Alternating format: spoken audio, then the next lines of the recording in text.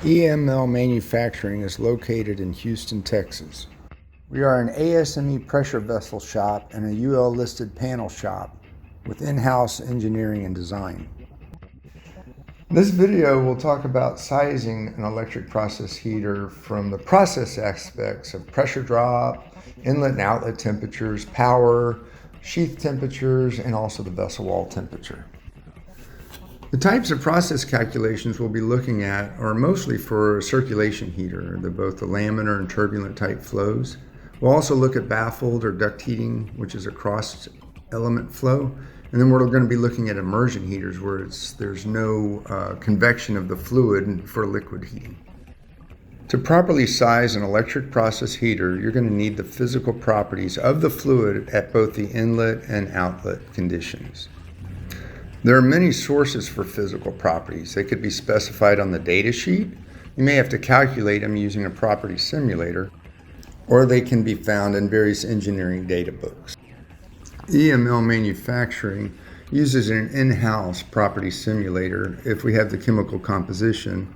We've also curve fit many known fluids such as heat transfer oils. The first thing we want to do is figure the power required to heat the fluid. Q equals MCP delta T is commonly used, but if there's vaporization, you have to count for that. This helps you start to determine, is it a 10 kW, 100 kW, or 1000 kW type of heater bundle. Now that we know the power of the heater, we also need to know the pressure drop. We look at the inlet nozzle, the heater bundle, the spacers on the heater bundle, the outlet nozzle, and the tightness of the bundle in the vessel to get an overall pressure drop. And these are using viscosity and density physical properties and standard pressure drop calculations. There are 6 different types of film temperature calculations. When the bundle is immersed in liquid, when you're vaporizing the liquid, a lot of times you'll have laminar flow. Most of the times you'll have turbulent flow, and these are longitudinal calculations. Then you can put baffles, or you can have a duct heater where there's cross flow across the elements. So you have those calculations.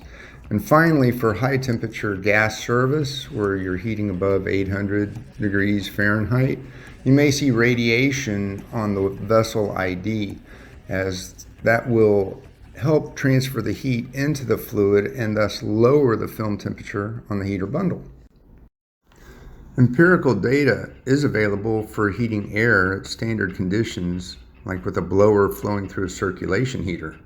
It shows at various watt densities and at various velocities what the film temperature is on the heater element. Immersion heaters are fairly easy to calculate since there's no fluid velocity to consider. You just need the physical properties of the fluid, and it's really, you can put as much watt density as the fluid is able to take it away convectively, natural convection, to the other fluid. Generally, it's a lower watt density than a forced convection heater. When the fluid flows across the heater element, it can be a laminar or a turbulent flow, kind of shown in the pictures on the right. And here's a quick summary of how we derive the film temperature for a laminar flow circulation heater. Turbulent flow generally gives a lower film temperature. Now, it's important to know this is an iterative calculation because you have to calculate the sheath temperature, derive the film temperature, and make sure the equation still works, ultimately converging on the correct heat transfer coefficient. There is an advantage to flowing across a heater element, as you can use higher watt densities. However, you have to be careful to avoid hot spots when using baffled or cross flow in an axial longitudinal type of heater bundle.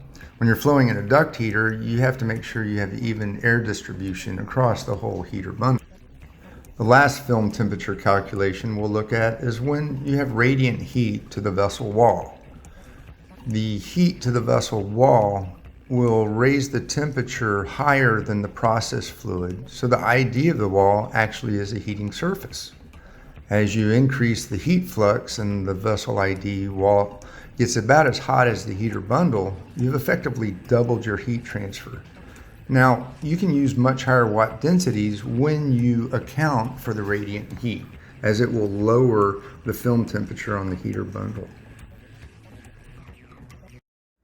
Thank you for watching this video, and if you have any questions, please visit our website www.emlmanufacturing.com.